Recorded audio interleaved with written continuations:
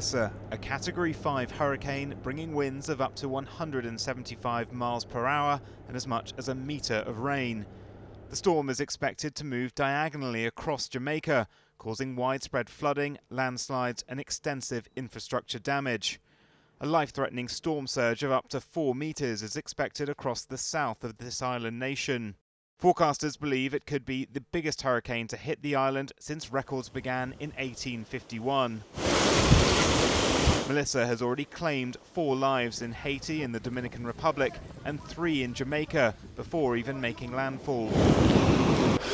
For Jamaicans situated in the path of the world's most powerful storm this year, last-minute preparations, boarding up whatever they can and gathering supplies.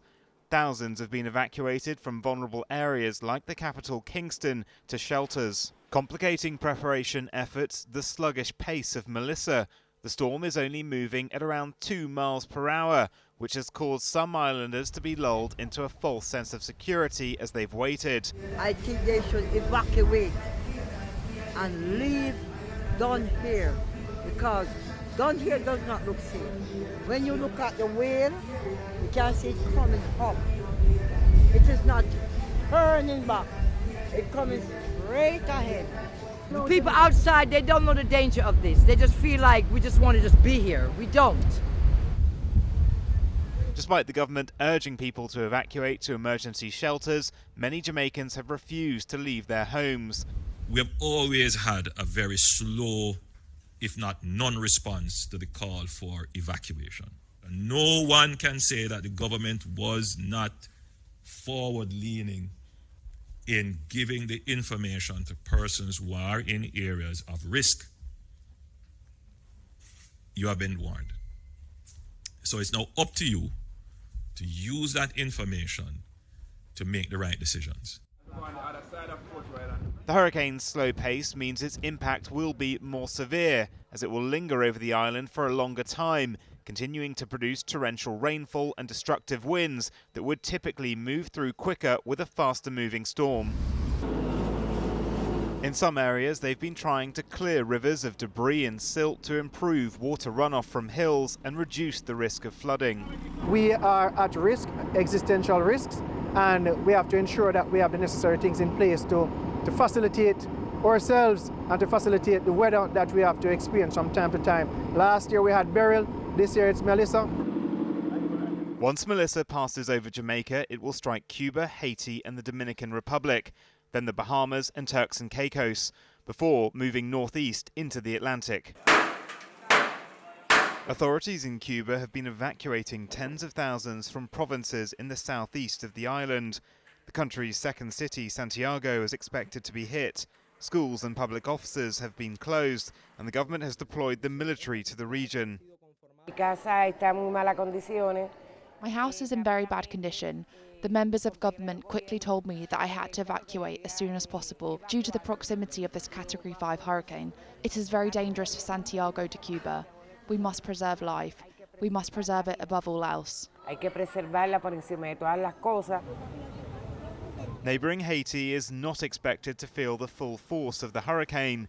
Nevertheless, one of the world's poorest nations in perpetual crisis can do little to help its people. If the hurricane comes on top of all the problems we already have, we'll simply die. My kids, my wife, and my family are somewhere else. We have nothing to eat to survive. This adds to the problem of bandits shooting all day. There's no way out except to die. Scientists agree that while climate change is not expected to increase the number of hurricanes that strike each year, warmer ocean temperatures will intensify those that do form. That's because a warmer atmosphere can hold more moisture, meaning storms can produce heavier rainfall and flooding. Sea level rises are also making coastal communities more vulnerable to storm surges. The UN is again issuing warnings over climate change ahead of COP30 in Brazil next month. Only 64 countries have submitted new plans to cut carbon, despite being required to do so for the summit. Added together, these national pledges would fail to keep the world from warming by more than 1.5 degrees centigrade, a key threshold to very dangerous levels of climate change. While the UN does say progress in cutting carbon emissions over the next decade is being made, the projected fall is not enough to stop temperatures surging past this global target. For people in the Caribbean, that could mean hurricanes more regularly as strong as Melissa, blighting the lives of residents and putting off visitors critical to their largely tourism-based economies. Dr Nadia Bloemendaal, thank you very much for joining us to speak to us about Hurricane Melissa. What do you think is the main impact that it will have on Jamaica? There's not a single main impact that this hurricane is going to have. The hurricane has these catastrophic hazards. The wind speed, we're talking about Category 5 wind speeds, up to 280 kilometers an hour with wind gusts over 300 kilometers an hour. There is going to be a torrential rainfall with over a meter of rainfall in the mountainous regions of Jamaica. We're talking about a storm surge of 4.5 meters along the Jamaican southern coastline. These numbers, these are catastrophic on their own, let alone that they are now compounding. So they're coming together and they're all going to be impacting this island in the Caribbean Sea, which is going to endure this hurricane for the next, well, it has already been enduring this hurricane since Saturday, but it's not over yet. The worst is still yet to come. Just comparing to other hurricanes, how do you put this in context? So for example, Hurricane Katrina, which many people will know was a Category 3 when it hit. So this is a Category 5. What's the difference here? Yeah, so the category tells you something about the wind speed alone. So in that sense, Katrina had a lower wind speed when it made landfall. Katrina's storm surge was higher. It was 8.6 meters, so that's double the storm surge that we are anticipating for Melissa. But also just think about the location where this hurricane is making landfall. So Katrina made landfall in New Orleans, a metropolitan area. A lot of vulnerable people living in low-lying areas, and Melissa is about to hit a Caribbean island where people cannot evacuate out of the island. Many people live in poorly constructed houses. It's likely going to be that a lot of houses are not going to survive these winds and this rainfall. So both events were catastrophic. In that sense, they are comparable. They're also incomparable because we're talking about completely different storms. But it's going to be a complete catastrophe nonetheless. Just on the human impact, I mean, I've been to Jamaica and many other Caribbean islands. In terms of the rural population, as you said, it's corrugated iron roofs, really, that are holding their whole structure together. Just how devastating are winds and sustained flooding going to be on those particular structures? Yeah, so when I think about similar hurricanes that have made landfall on other Caribbean islands, what you typically see is that these structures are completely going to go.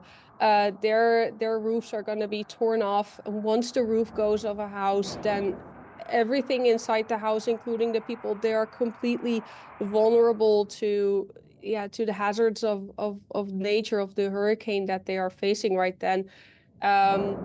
Also think about that these Category 5 winds, they're going to tear down all the trees. So the foliage is going to go, but also the trees themselves, they're going to fall over. The rainfall is going to cause massive flooding, massive landslides, especially in the mountainous regions. So communities there are going to be so hard to reach in the days and the weeks, maybe even following this storm. So the impacts are going to last for a very, very long time, probably. A lot of people are talking about how slow moving this storm is. We've been tracking it here. Is relatively slow moving. So how much more of an impact does that have when it is so slow moving? Does that mean that essentially areas are going to get buffeted over and over again?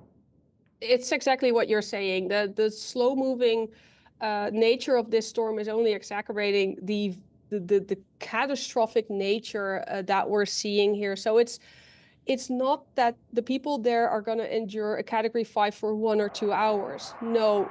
Once this storm is going to make landfall, which likely is going to happen in the next few hours.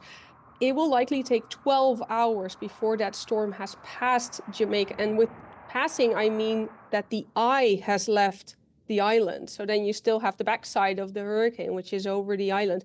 So people are going to be in this Category 5 hurricane for over 12 hours. Do you feel like Category 5 is even a good label for this? Should there be another kind of level? What we're seeing so unprecedented that we'll have to start coming up with new words for it?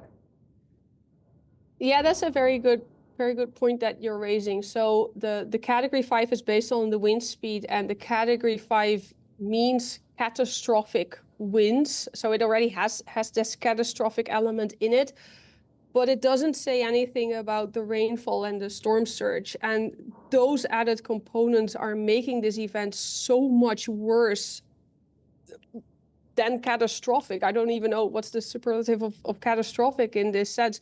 We've done some research on this, and actually from our research, an event like Melissa would have been a Category 6 on our alternative scale. And this Category 6 really resembles the worst of the worst catastrophic events. To give you an idea, in the last 30 years of Atlantic hurricane activity, we have only seen 4 events that would have scaled as a Category 6. Melissa is now the 5th. How much of this is because of climate change, what we're seeing with Hurricane Melissa? Yeah, I can't put a number on it, but Melissa fits in everything that we know about climate change and hurricanes. So the fact that Melissa rapidly intensified, it grew from a tropical storm to a Category 4 within 24 hours. That's due to the extremely warm seawaters where Melissa is hovering over. It gets to draw all that energy out of the extremely warm ocean. Under climate change, we're going to see these warm oceans more often because the seawater is simply warming up. It's simply warming up. The other thing is that with climate change, we see more of these extreme rainfall events. We say that hurricanes are getting wetter. Well, Melissa is a prime example of that. These storms are getting more intense. Well, here you have a Category 5 event. These storm surges are getting higher. It's everything that Melissa is showing is in the line of what we know of what climate change is doing with hurricanes.